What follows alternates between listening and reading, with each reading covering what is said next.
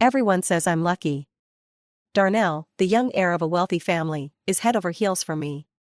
He pursued me relentlessly for 3 years, and on the night I finally agreed to be his girlfriend, he set off fireworks across the entire city, making a grand spectacle. Darnell has always been a free spirit, the kind of person everyone gravitates toward. No one had ever seen him truly care for someone before. But after we got together, he stopped going to bars and hanging out with his old friends. He had promised me that he would devote himself entirely to me. So, every day, he came home early to spend time with me.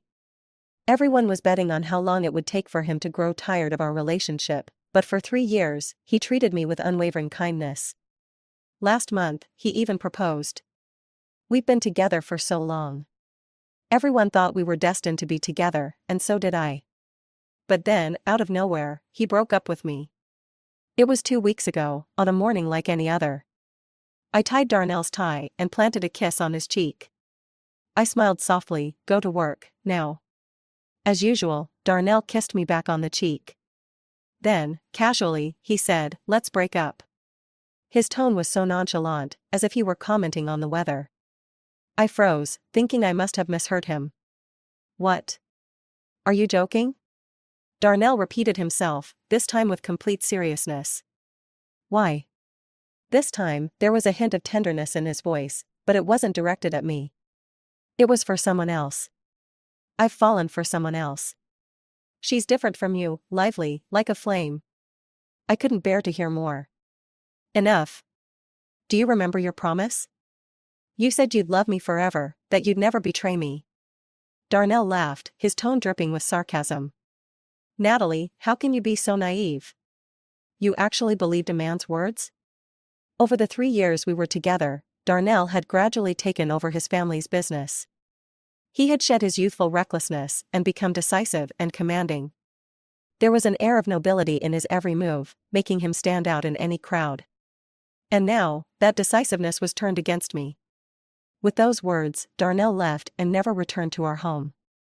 Looking back, the signs of his infidelity were there all along. Not long ago, he started staying out all night, his clothes carrying the scent of another woman's perfume. It was as if he was slowly reverting to his old, carefree playboy self. I had suspected his unfaithfulness. But for 3 years, he had played the role of the reformed man so convincingly. He had even proposed to me just a month ago. I told myself that his change in behavior was due to his growing career and increased social obligations. But in the end, it was all self-deception. 2 days later, Darnell's lawyer came to me with a thick stack of documents. Mr. Darnell said that since you've been with him for 3 years, he won't let you leave empty-handed. If you sign here, the villa you're living in and a settlement of $30 million will be yours. I muttered in despair, typical of him. A few days later, paparazzi caught Darnell bidding millions for a pink diamond, which he gifted to the famous actress Sabina. When reporters asked Darnell about his relationship with Sabina, his eyes lit up with amusement. "We're just friends for now." "Oh," the reporter said suggestively, "rumors say you're very devoted to your girlfriend. Aren't you worried your fiancé might be upset?" Darnell paused for a moment before replying, "We've already broken up." That's just how Darnell is. When he loves someone, he's all in, making grand gestures.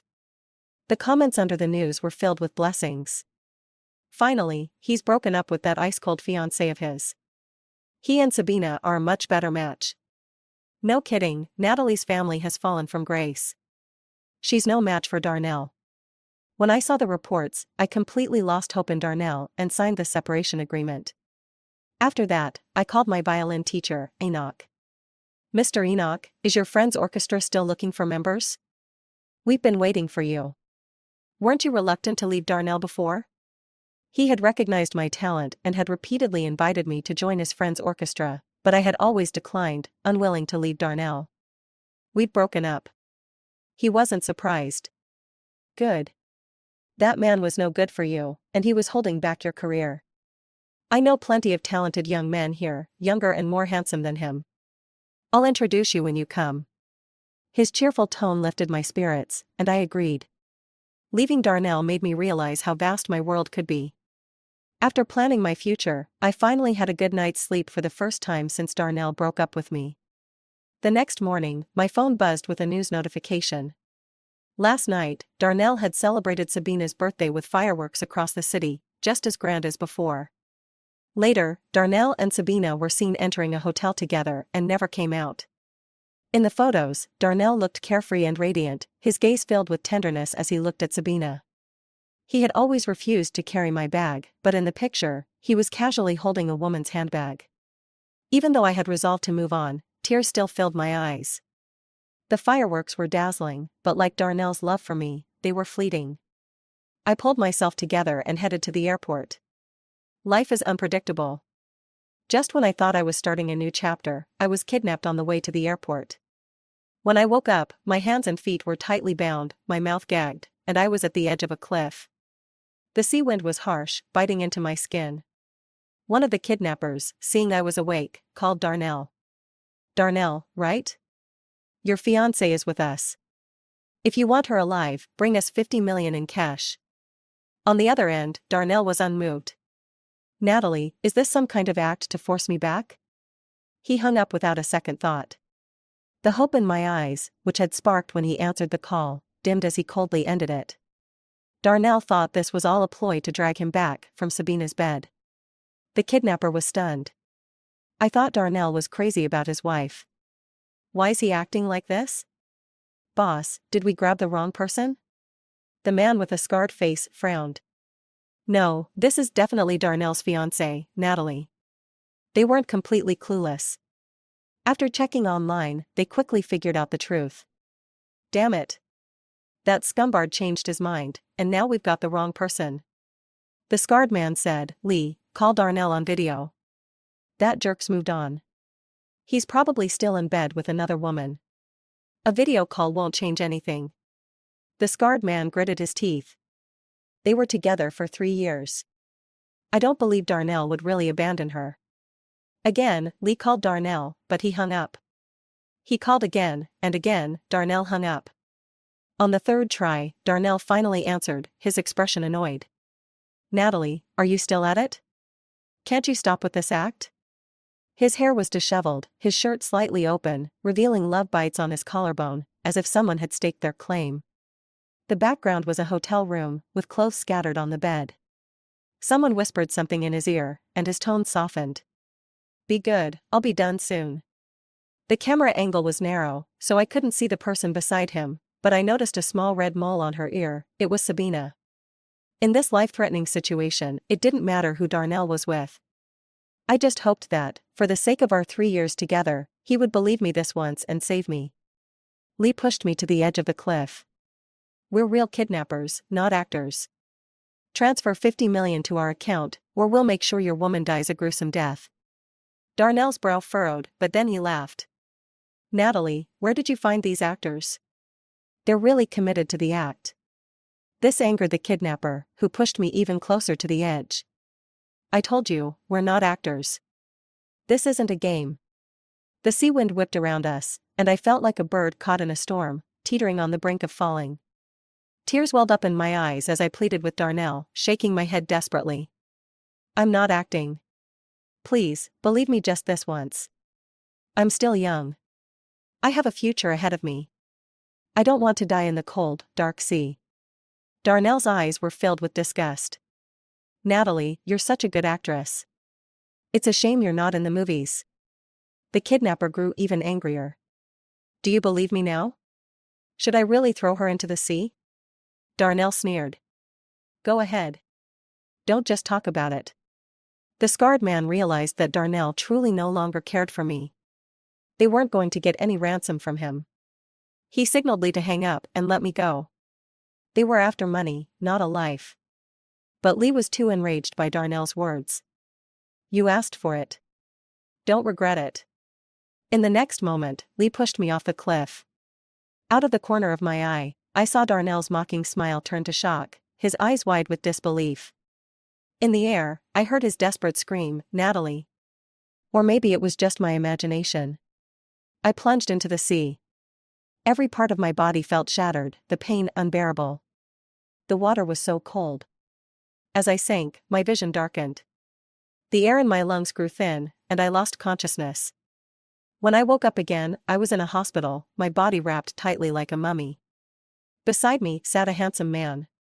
He was reading a book, his demeanor calm. My movement caught his attention. "You're finally awake." His composed expression softened slightly. I asked, "Who are you?" The man was taken aback. "You don't remember me?"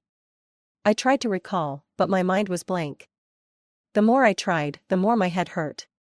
The man took my hand, his voice gentle. "Natalie, it's okay if you can't remember. Just know that I'm your boyfriend, and that's enough." "My boyfriend?" The man saw the doubt in my eyes and spoke firmly. "Yes, I'm your boyfriend." The man introduced himself as Otis. He showed me photos of us together. In the pictures, a young couple smiled brightly at the camera. The man before me was taller than the boy in the photo, his shoulders broader, his face more mature and defined. His overall demeanor hadn't changed much, he still gave off a clean, serene vibe. But his eyes were deep and inscrutable. When he looked at me, though, his gaze was filled with tenderness. Otis gave me a strange, contradictory feeling. He told me I had fallen into the sea by accident and that he had saved me. He also said that my family had passed away and that I lived with him. I was puzzled. "Why are all these photos from years ago?" "Because I was in a car accident and was in a coma for several years. During that time, you never left my side," Otis said softly. "Now, it's my turn to take care of you." His simple words felt like the most beautiful love poem, and my ears grew warm. "It must have been hard for you."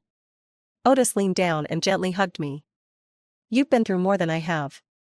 If I could, I'd take your pain for you." His cool, refreshing scent enveloped me, and I realized I didn't feel the slightest bit of discomfort in his embrace.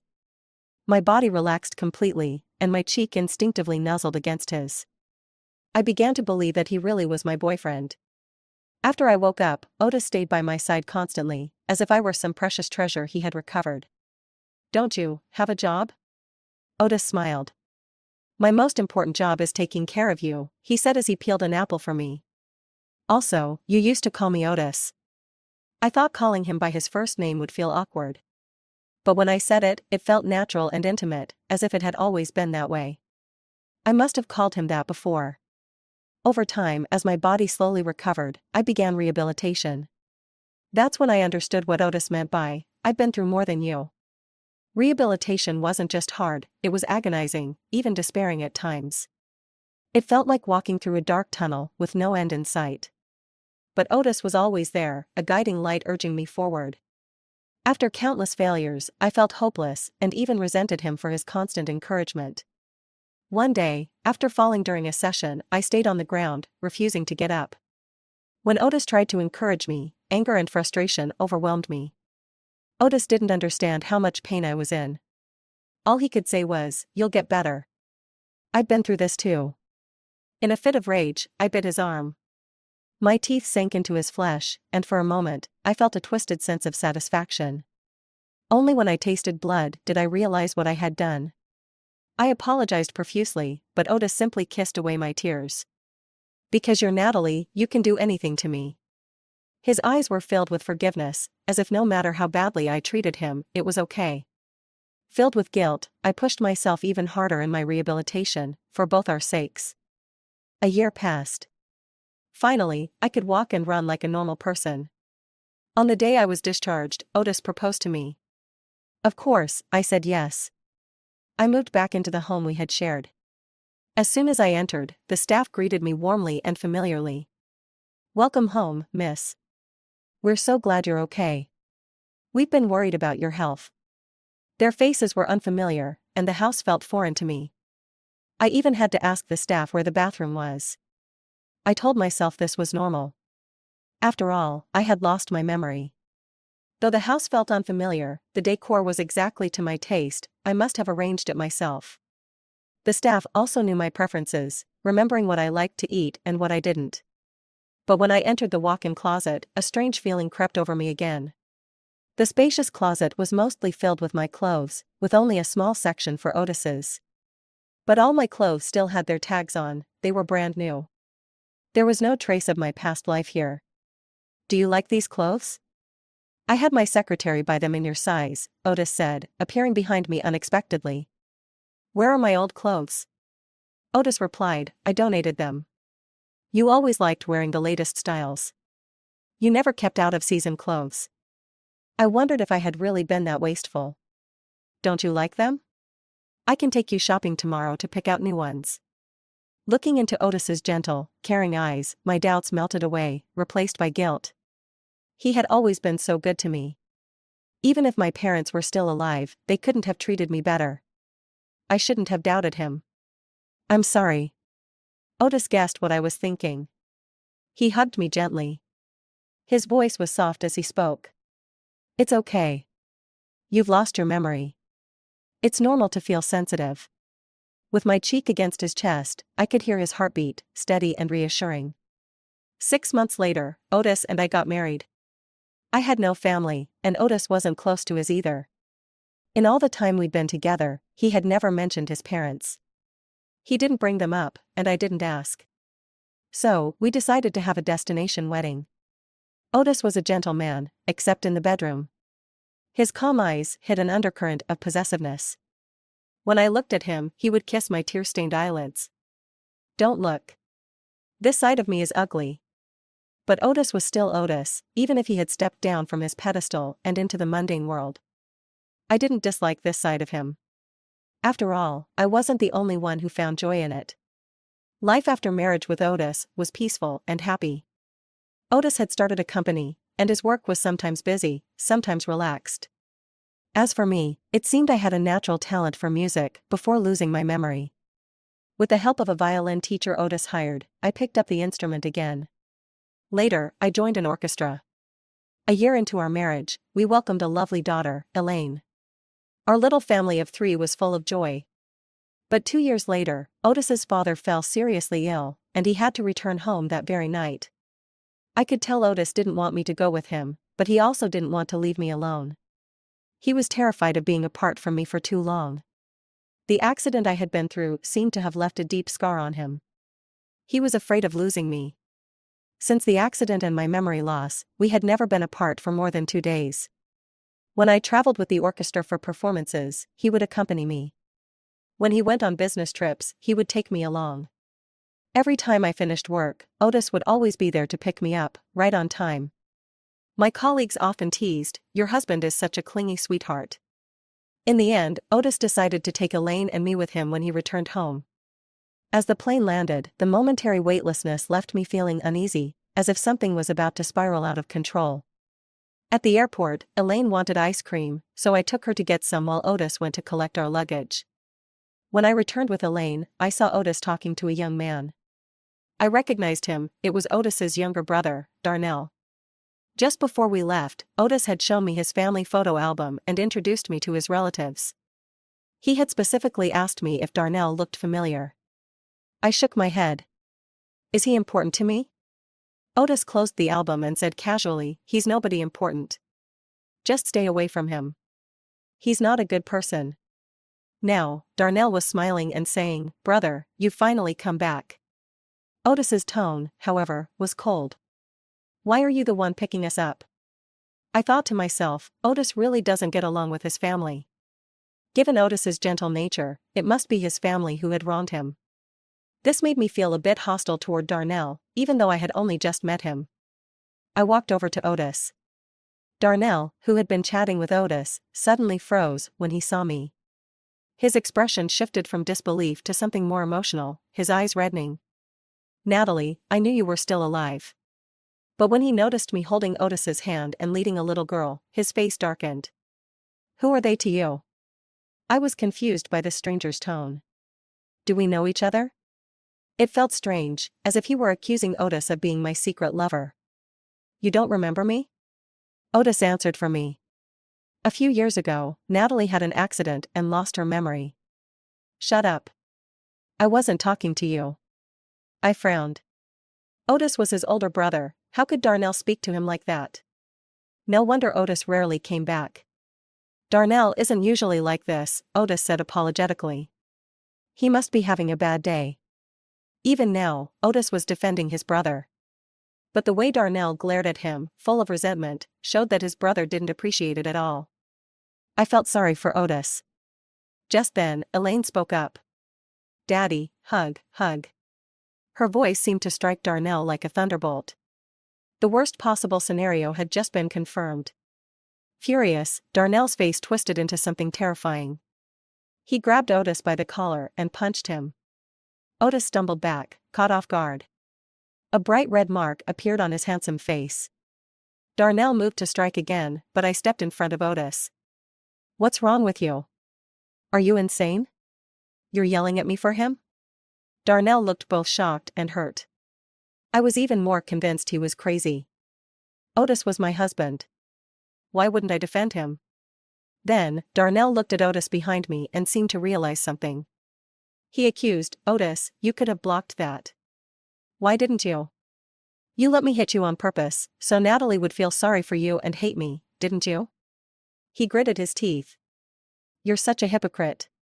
Darnell was the one causing trouble, yet he was turning it around on Otis. I finally understood what it meant to twist the truth. I turned away from Darnell and took out a handkerchief, gently wiping the blood from Otis's lips. "Let's get you to a doctor later. It's just a small injury." "It's fine." "It's not fine. You're wincing in pain." Otis smiled helplessly. "I've worried you." Beside us, Darnell's teeth were clenched so hard I could hear them grinding. Otis glanced at him and took my hand. "Natalie, go sit down for a bit. I need to talk to Darnell. After what he did to you, what is there to talk about?" Otis lowered his eyes and sighed. "He's still my brother. If you really thought of me as your brother, you wouldn't have." Otis lifted his gaze and gave Darnell a calm look. Darnell seemed to choke on his words, as if an invisible hand had gripped his throat. Later, I don't know what Otis said to Darnell, but he left looking utterly defeated, on the verge of tears. In the car, I asked Otis, "What was my relationship with your brother? He seemed really upset to see me with you. He had a crush on you. He didn't expect me to marry you and have a child without telling him." I thought about his violent outburst earlier and frowned. "Even if I weren't with you, there's no way I'd ever be with someone like him." "Exactly. A scoundrel like him doesn't deserve you." Otis's tone was unusually sharp, a rare display of aggression from someone so gentle. After Otis settled Elaine and me in, he went alone to see his ailing father. I felt uneasy. "I'm your wife. Shouldn't I go with you to see your father?" Otis replied calmly, "The doctor said he needs rest after surgery. I'll take you to see him once he's better." That made sense, so I agreed. Before leaving, Otis kissed my forehead. "Wait for me." As I prepared for bed, I couldn't help but think about Darnell's emotional outburst at the airport. Something told me our relationship wasn't as simple as him having a crush on me. I took out my tablet and searched for information about Darnell online. He was a well-known playboy in the city, often linked to a celebrity named Sabina. According to the news, he had once been engaged but broke it off for Sabina. Later, for some reason, he and Sabina also broke up. Sabina came from a good family and pursued acting as a hobby. She had been chasing Darnell for years, creating a toxic relationship. As for Darnell's former fiancée, there was no personal information about her online, as if it had been deliberately erased. I put down my phone, feeling even more disgusted by Darnell. So, he's just a scoundrel. At the airport, he acted all heartbroken when he found out I was married. How ridiculous. Just then, my phone rang. It was Otis. "What are you doing?" His usually gentle voice sounded slightly distorted over the phone. I glanced at the tablet, which still displayed Darnell's scandalous news. "I'm reading." For some reason, I instinctively hid the fact that I had been searching for news about Darnell. A gut feeling told me it was better not to mention it to Otis. Otis gently reminded me, "Don't read for too long. It's bad for your eyes." "Did you get the cut on your lip treated at the hospital?" "Yes, I did." "Don't lie to me." "I'll check when you get back." Otis chuckled. "All right. I'll be staying at the hospital tonight. Go to sleep without me." In the middle of the night, I was awakened by noise downstairs. I threw on a robe and went down to find someone knocking at the door. The staff stood by, watching but not opening it. "Who's there?" "It's Darnell." As soon as the words were spoken, Darnell's voice came from outside. "Open the door." I need to talk to Natalie. It's important. Darnell's voice was slurred, as if he'd been drinking.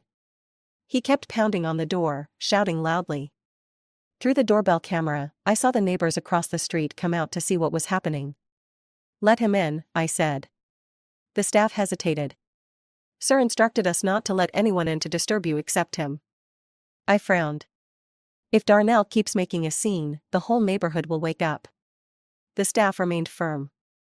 "We've called security, but there's a leak in the complex due to the heavy rain. They're fixing it and will be here soon." When I tried to argue, they added, "Madam, sir is only concerned for your safety. He's drunk and not in his right mind. Who knows what he might do?" I understood their reasoning, but it still made me uncomfortable. Otis cared about my safety, but with the staff here, what harm could a drunk Darnell possibly do? Besides, we had no grudge between us. He had no reason to hurt me. For a moment, I felt suffocated. I was like a bird in a cage, well cared for and safe, thinking I was happy. But when the bird wanted to see the world outside, it realized it had no freedom. I knew I shouldn't think so poorly of Otis. After all, he had always been so good to me. Yet, the thought lingered, growing like a seed taking root, its vines twisting around my heart, causing a dull ache. Suddenly, I felt rebellious. "If you won't open it, I will." I pushed past the staff and opened the door. Darnell, caught off guard, stumbled in, still in the middle of knocking. It was pouring outside. He was drenched, his clothes muddy, as if he'd fallen. He looked even more pitiful than he had earlier, like a drowned dog. When Darnell saw me, his eyes lit up. "Natalie, you finally agreed to see me. I need to tell you, your husband is no good." I took a subtle step back. "You came here in the middle of the night, drunk, just to badmouth Otis?" "No, your husband is really no good. He's a complete liar. He's been..." "Enough." A cold, icy voice cut through the air. Otis had returned. "Weren't you supposed to be at the hospital with father? Is this why you came here behind my back, to turn Natalie against me?" Otis's expression was dark as he slowly rolled up his sleeves, revealing strong, clean forearms. In the next moment, he grabbed Darnell by the collar. The fabric tightened around Darnell's throat, cutting off his air. He gasped like a fish out of water, his face turning red as he weakly struggled against Otis's grip. Otis's face was calm, as if he were looking at a dead fish. He twisted his wrist slightly and punched Darnell in the face. Again and again. Darnell's face was soon covered in blood, but Otis didn't stop. This was the first time I had seen this side of Otis. Dark, violent, and utterly detached. The staff were too intimidated by his cold aura to intervene. When I finally snapped out of my shock, I shouted, "Stop. You're going to kill him." Otis froze, as if someone had hit pause. He turned to me, his expression softening. "I'm sorry. I didn't mean to scare you." His voice was as gentle as ever. But I felt a pang of fear and confusion. How could someone switch between cruelty and tenderness so effortlessly? Did I really know the man I shared a bed with? Otis dragged Darnell outside. The door closed behind them. His cold voice drifted in faintly. "I've wanted to do this for 5 years. Darnell, don't push your luck. If there's a next time." The rest of his words were lost in the wind. After the commotion, I couldn't sleep. I sat on the couch by the window, feeling lost. Otis took a shower, washing away the blood and leaving only the scent of the shower gel I liked. Then he came to sit beside me. "Why aren't you asleep?" I countered, "What about you? Weren't you supposed to be with your father? Why did you come back?" "Because of the thunder." I was terrified of thunderstorms. He had come back for me. The anger I had been feeling earlier, like a pufferfish ready to burst, slowly deflated at his words. I sighed. "Otis, I feel like I've never really known the real you. Did I scare you earlier?" Otis looked at me. "Natalie, the person you know is the real me. Because I care about you, I hide my darker side and try to show you the best parts of myself. But if someone tries to come between us, I won't hesitate to use less peaceful methods to deal with it." Otis's expression was sincere. His beautiful eyes reflected only me. Everyone wants to show their best side to the person they love. Maybe he wasn't so wrong after all. Darnell added, "You don't have to be afraid. No matter who I am, I'll always love you and never hurt you. Our relationship won't change because of me." My anger dissipated a little more. Then what was Darnell talking about? He said you were hiding something from me.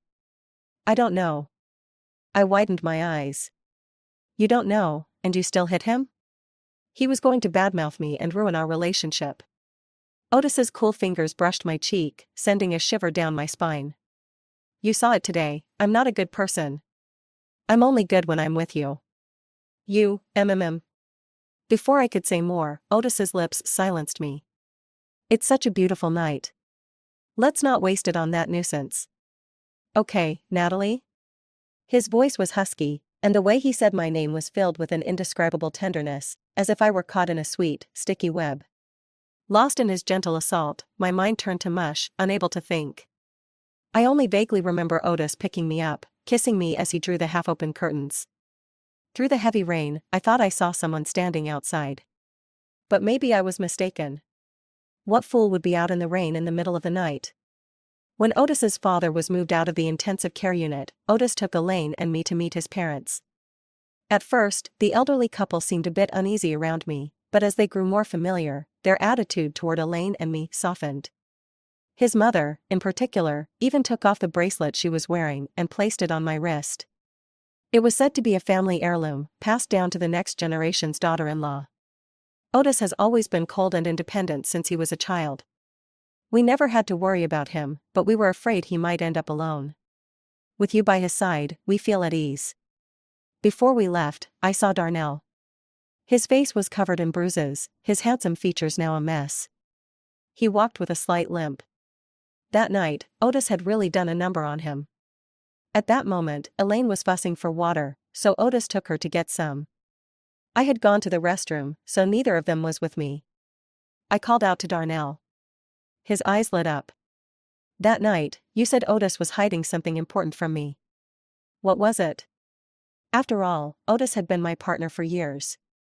Even though he told me he had no secrets and that Darnell was just trying to smear him, I could still sense that Otis was hiding something from me. Darnell's expression dimmed. You called me over just to ask that? I nodded. Darnell closed his eyes in pain. Yesterday, when Otis had just a scratch on his lip, you were so worried. But look at me, I'm beaten to a pulp, and you don't even care. You weren't like this before, Natalie. You used to care about me. Thinking about the information I had found online about Darnell's Playboy antics, I replied bluntly, maybe I was just blind back then. Darnell's expression grew even more pained. He smiled bitterly. I brought this on myself. I pressed him. What were you trying to tell me that night? Darnell said, it was nothing. I was just drunk and causing trouble. I'm sorry for disturbing you. Really? I scrutinized him.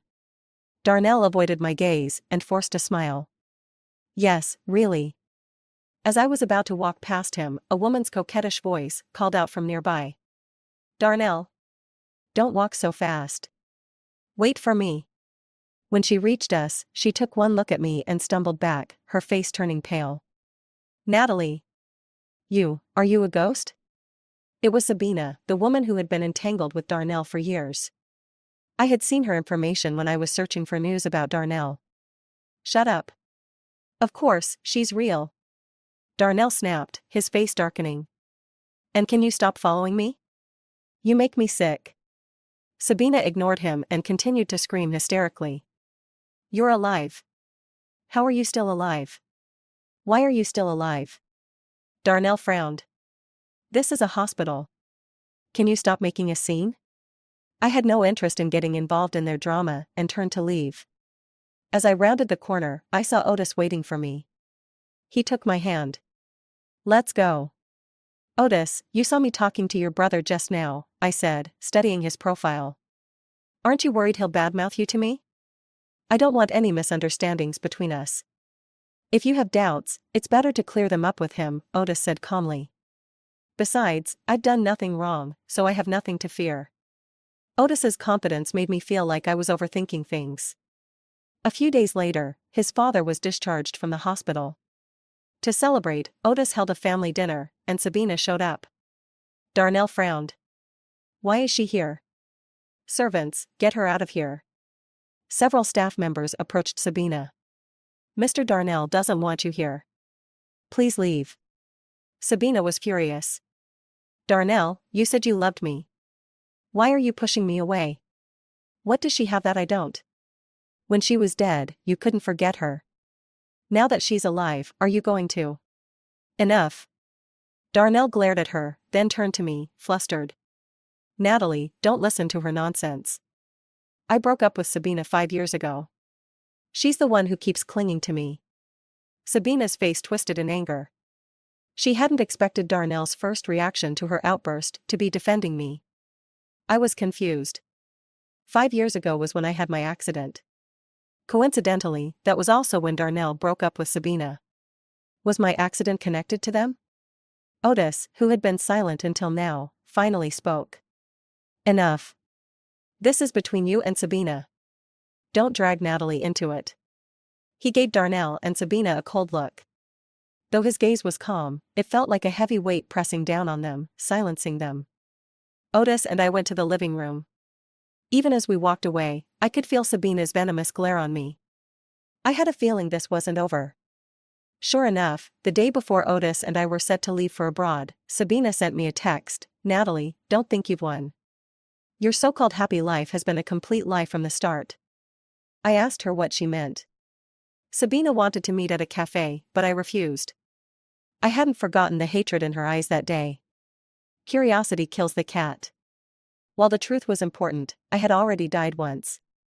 My safety mattered more. I figured Sabina hated me so much that she'd tell me the truth even if I didn't meet her. As expected, after I replied with "say what you want or don't," she sent me a file. The truth you want is in here. My rational side warned me that this was a Pandora's box. Opening it might shatter my happy life. But I didn't want to live as a fool. I opened the file. The truth that had been hidden from me for 5 years slowly unfolded. It turned out that my boyfriend wasn't Otis, but his brother, Darnell. My fall into the sea wasn't an accident, I had been kidnapped. When the kidnappers demanded a ransom, Darnell, lost in Sabina's embrace, chose not to save me. No wonder Darnell had been so desperate to tell me the truth when he was drunk. But when he sobered up, he avoided the topic. He was afraid I'd hate him if I knew the truth.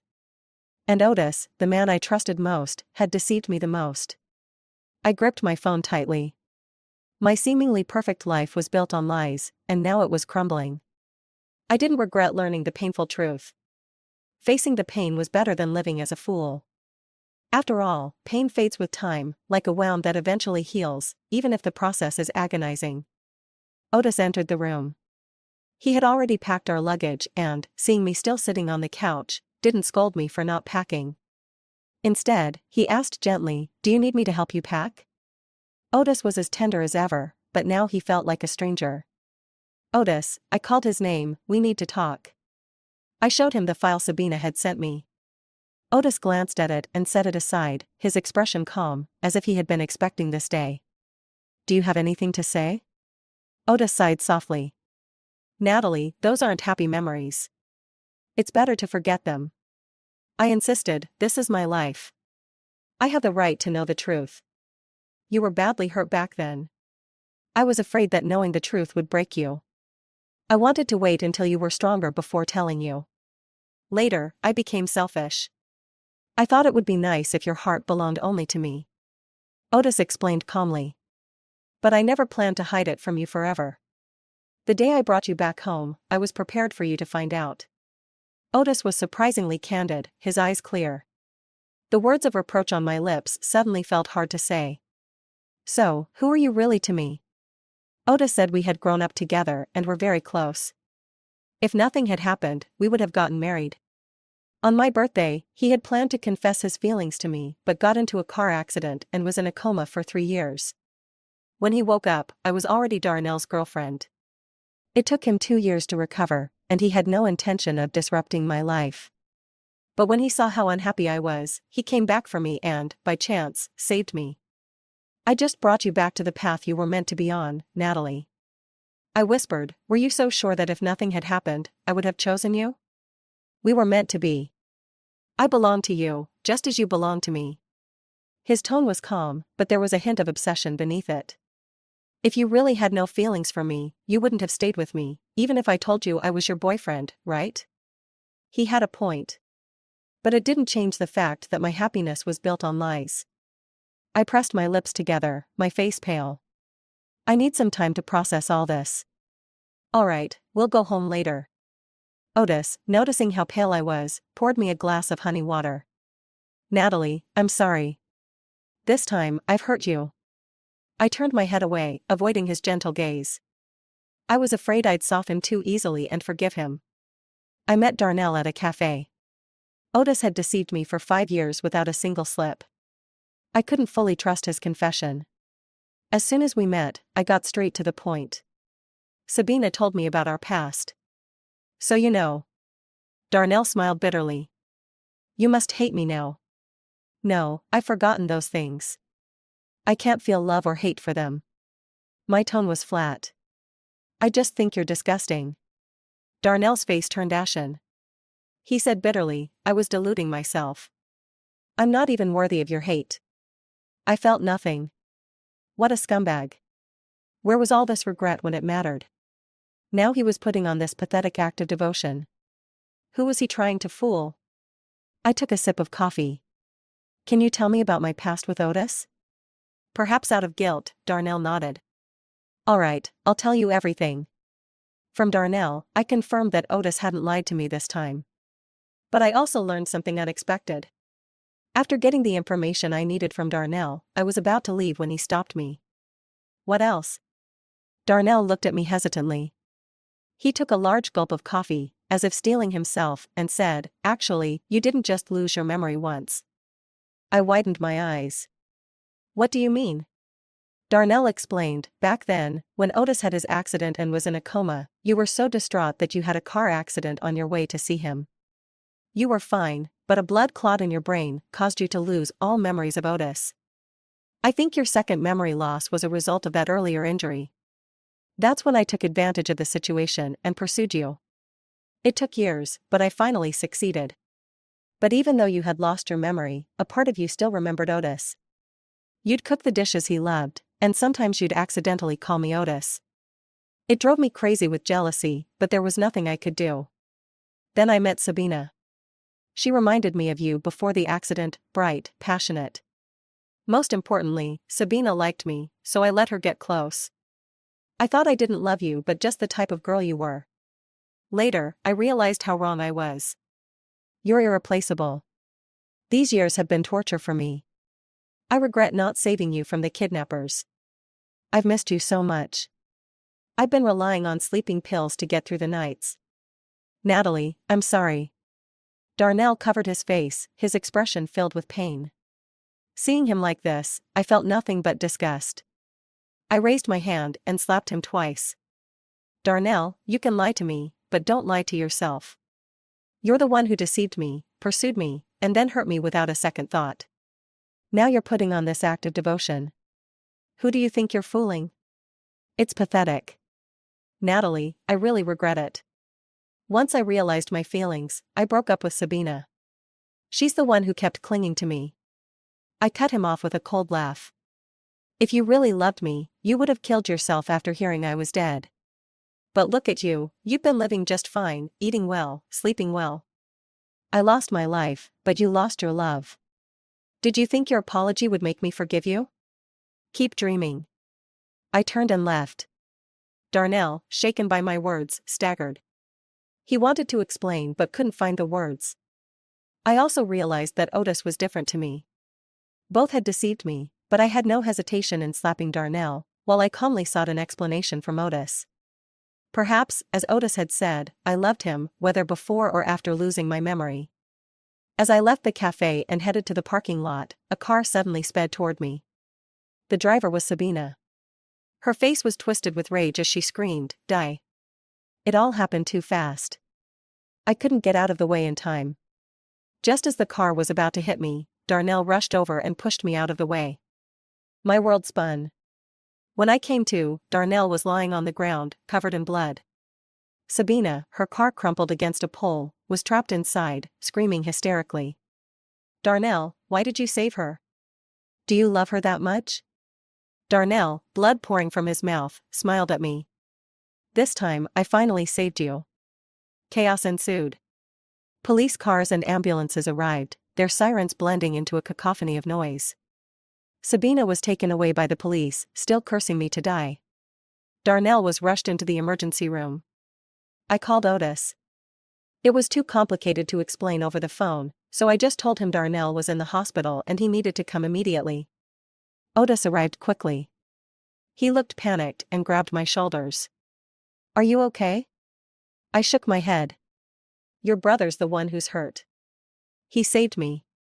As long as you're okay. I was so worried about you on the way here. Otis hugged me tightly, as if trying to merge me into his very being. His cheek against my skin was cold, and his body trembled slightly. This was the first time I had seen him so shaken. When he had accompanied me during my rehabilitation, I had bitten his arm in frustration, leaving it bloody. Yet, he had remained calm, asking, "Do you feel better now?" After a while, Otis regained his composure and asked for details about what had happened between me, Darnell, and Sabina. I didn't hold back, telling him everything, including my conversation with Darnell. Otis's eyes turned cold. So, that's how he managed to be with you, through such despicable means. You did the same. It's different, Otis said softly, his hand gently caressing my face. You love me. Even if you lost your memory, loving me is instinctual for you, isn't it? No matter the deception, we were destined to be together. Let's make up. He paused. What? I said, Otis, I forgive you. In that moment when Sabina's car was about to hit me, all I could think about was what would happen to Otis and Elaine if I died. I realized I still loved Otis, whether before my first memory loss or after the second accident. So why torment myself and him, wasting precious time? There was only one thing I couldn't understand: you didn't have to lie to me. During my darkest and most desperate times, you were the one who stayed by my side for a year. Back then, you were the only light in my life. If you had confessed your feelings then, I would have definitely said yes. Otis replied, we had missed too many years together. I didn't want to wait, and I didn't dare to gamble. I'm sorry for deceiving you, but I don't regret it. Because he cared too much, he couldn't risk the slim chance of rejection. Finally, in a voice so soft it was almost inaudible, he added, Natalie, I'm not as good as you think I am. Otis had once told Natalie that when he woke up from his coma and learned she was with Darnell, he decided not to interfere in their lives, as they seemed happy. But in truth, Otis had never intended to let her go. From the moment he woke up, he had been plotting to take Natalie back from Darnell.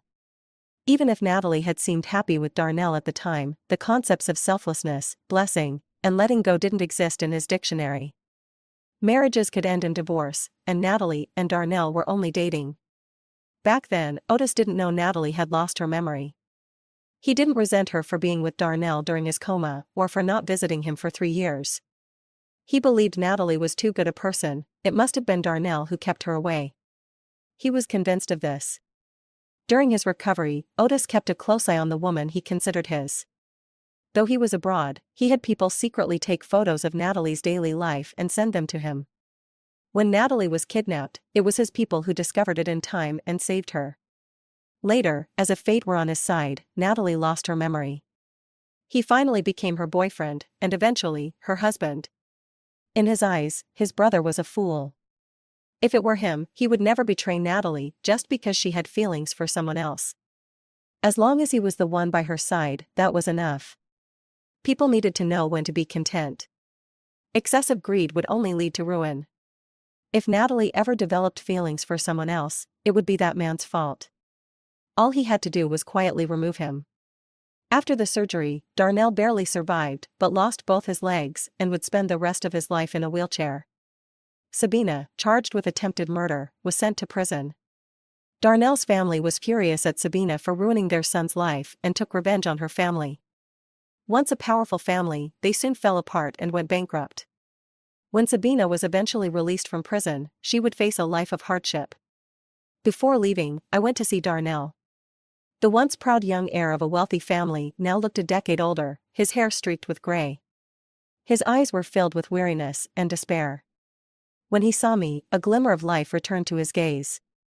"You came," he said, awkwardly covering his empty lower body with a blanket. "I don't regret saving you. To me, your well-being is more important than anything." Otis said coldly, "You should have saved her. If it weren't for you, she wouldn't have been targeted by Sabina in the first place." Darnell's expression darkened. He smiled bitterly. "You're right. If it weren't for me, she wouldn't have suffered so much. It's all my fault. Natalie, can you forgive me for what I've done?" I looked away. "It's all in the past." Seeing him like this, I didn't feel the need to talk about forgiveness anymore. I simply let go. After returning home, Otis and I resumed our peaceful life. One night, I suddenly remembered everything from the past. I dreamed of the birthday party years ago, when I learned Otis had been in a car accident and might not survive. I remembered how devastated and lost I had felt. That day, I had sensed Otis was going to confess his feelings to me. I wore my favorite dress, did my makeup, and asked a friend to capture what I thought would be one of the happiest moments of my life. But instead of his confession, I received news of his accident. My family situation was complicated. After my mother passed away, my father quickly remarried, and my grandfather took me in. I was already in my teens, mostly living at school, so I wasn't particularly close to my grandfather's family. Otis and I had grown up together, and he was the most important person in my life. I was overwhelmed with emotions, grief, panic, confusion, and my mind was a mess. On that rainy night, as I drove to see Otis, I got into a car accident. Later, I became entangled in that toxic relationship with Darnell. Otis was right. His lie had only brought me back to the path I was meant to be on. We were supposed to be together all along. "What's wrong, darling?" Otis woke up and saw me sitting with a small nightlight on, my back to him. "Nothing, just a bad dream," I mumbled. Otis gently patted my back, as if comforting a child. "It's okay. I'm here." I turned and hugged him. "Yes, you're here. Everything was just fine." The end.